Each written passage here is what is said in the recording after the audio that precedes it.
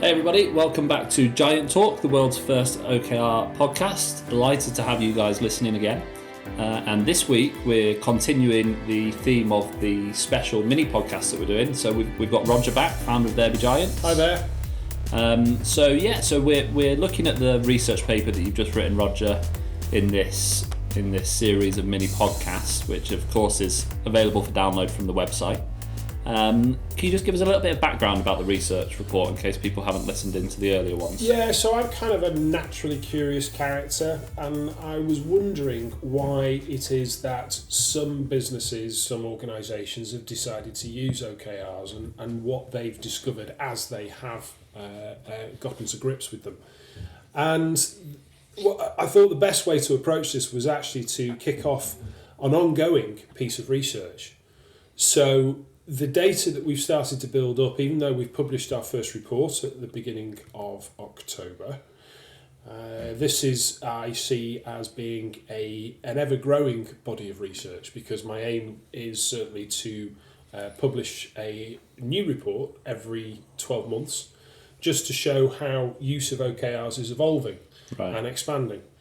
And the aim of the exercise really is, besides satisfying my own personal curiosity, is to help those out there who have perhaps yet to give OKRs a go, to help them understand how the early adopters and the innovators perhaps have tried them, what they've learned, what impact they've seen.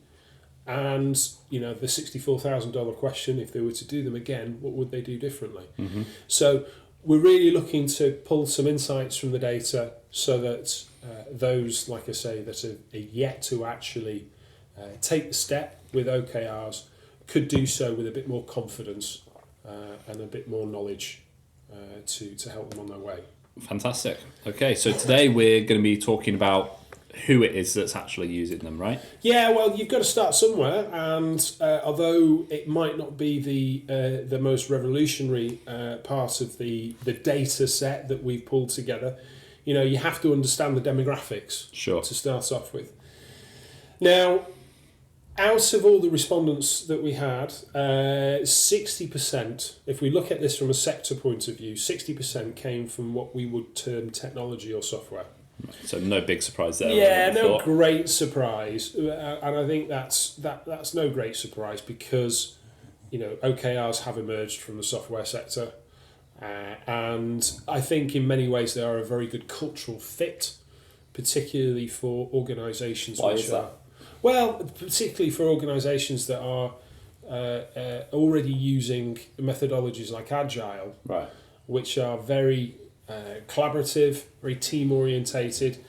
OKRs, certainly in the way that we encourage clients to do them, are very similar in that respect. In fact, I always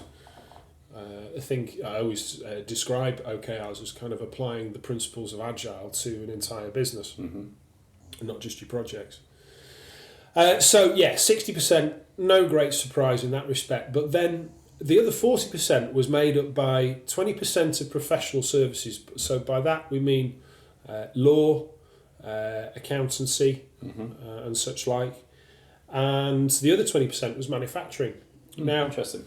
The professional services one, it seems that there's a revolution that's going on, and I think it's probably no great surprise that is being driven by disruption from new competitors coming into that marketplace that just didn't exist just a few years ago. Sure. Facilitated, enabled by technology, accelerated by technology. You've only got to look at like Monzo and Revolut and things, right, in the banking industry. Absolutely, spot on. So what we find is that those that are using OKRs in that space are usually those that are very technology orientated, and they're looking to adopt not just the technology itself, but the way of working with it, the more agile, the more transparent, the more engaging ways, the more aligned ways of working. So that's why they're turning to OKRs. Now, manufacturing is an interesting one.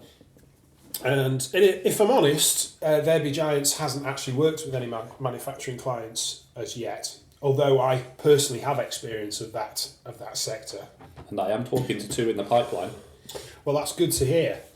But as I said, I've got personal experience from a former lifetime in my career, I suppose you might say, of working with manufacturing and logistics. And the interesting thing about manufacturing, you've only got to look back at how they have, as a sector, innovated over the decades, really. Particularly when you look at what came out of Japan, in the 70s and 80s around the Toyota production system, which was very much the forerunner for lean working practice and helping to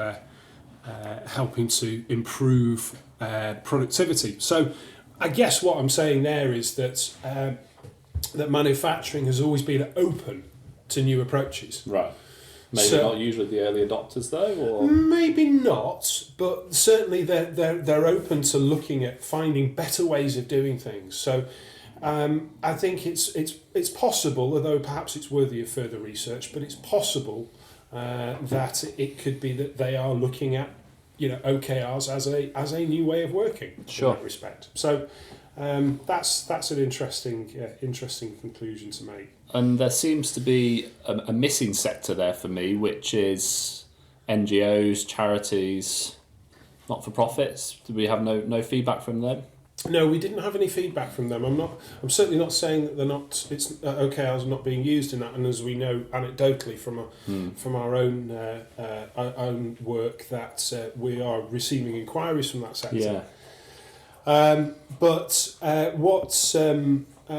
what we didn't find at this stage was any actual responses from that sector. Certainly not that I've been using them for over 12 months. Exactly, and I think that's the point here.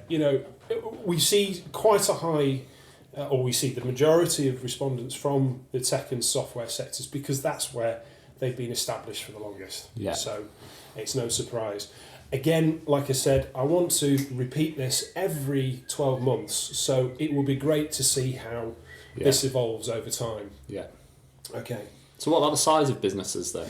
Well, yeah, that's the other aspect that we looked at in terms of demographics. And the interesting thing is that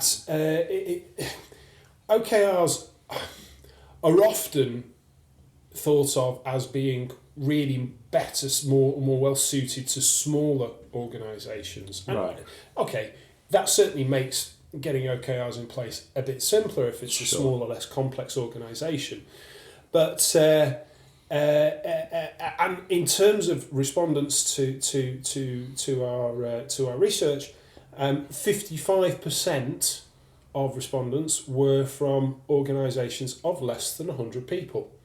However, 45%, even though it is the smaller share, should not be overlooked because that was organisations of over 100 people, and furthermore, 10% of the total respondents were actually from organisations of over 2,000 people. Ah, okay.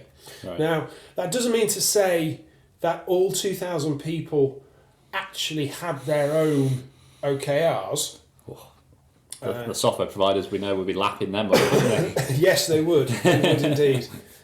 However, that's actually something that we'll look at a little bit later on when we look at how organisations are using them. Right. But the point was that what we found, just a little bit of a sort of advanced insight on that, what we found was that they tended to be using them for specific projects rather than across the board. Sure, okay.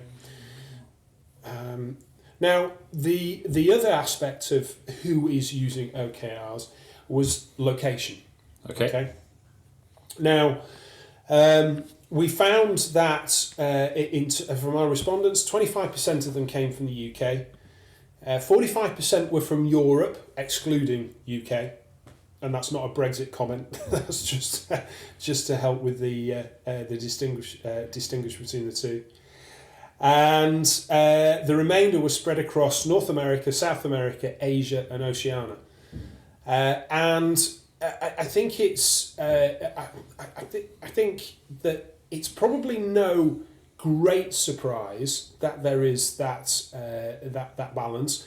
I'm also aware, and I have to hold my hands up and say, it's possible that the field, or rather the network which was used to gather the research, was maybe more focused towards UK and Europe. Sure. So I wouldn't suggest that this data necessarily gives the picture of global OKR use. And next year, again, it'll be expanded Exactly.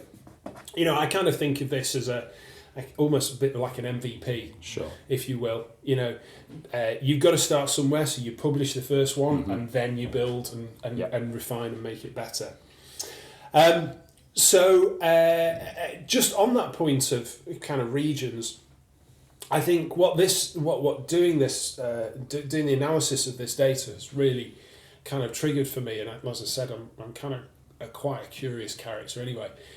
I would love to spend some time drilling into how OKRs work, if indeed they are used, in regions where there is a distinct culturally different approach to business and working, like Japan, for instance. Right, okay. I think that would be a fascinating piece of research to Interesting, me. Yeah. It probably needs quite a bit of funding to do, but you know, it's maybe something for the future. If you need me to go and do data collection, that's fine. Yes, well, you do know Japan a little bit already. But you know, when you think about the different cultures and the different norms, the different ways of working, the different relationships between managers and subordinates and so on and so forth, and you know, OKRs are very much the creation of you know, that super focused little bubble that we call Silicon Valley. Yeah. And as you know, in the way that we work with our clients, we kind of take a very pragmatic approach. We certainly don't say, right, you know, just because Google or Intel or LinkedIn do it that way, then you must do it the same way, otherwise you're not doing it right. I genuinely believe that is completely the wrong way to approach it. And that's why we take a very co-design approach to making sure that we help clients develop an OKR solution which works for them, which doesn't lose sight of the principles, the underpinning principles of OKRs, but doesn't slavishly tie them to, you know, the way that Google scores their OKRs, for instance. Sure. So just quite, and I think coming back to the regional point, and particularly the point about regional cultures, is where I think there is room to kind of flex the OKR approach, so long as you don't lose sight of the underpinning principles. Yeah, that's always been my philosophy. Absolutely. Okay, interesting. Anything else you want to tell us about who's using them? I think that pretty much covers it for the time being. Fantastic. Yeah, I think that pretty much covers it. I mean, we'd love to do further research, and if anybody's out there and they'd like to fund that, then just shout up and we'll have a talk. Absolutely. Okay, cool. All right, well, on the next week's episode, we're going to be chatting about why people are using OKRs. So to all the listeners out there, make sure you tune into that. Roger and I having another short chat all about that one. And let us know what you think. Use the hashtag #GiantTalk on LinkedIn and Twitter to make sure we see your interest. Any questions, let us know. Anything else you'd like us to discuss, let us know. And we'll talk again soon. Thanks, everyone. Bye.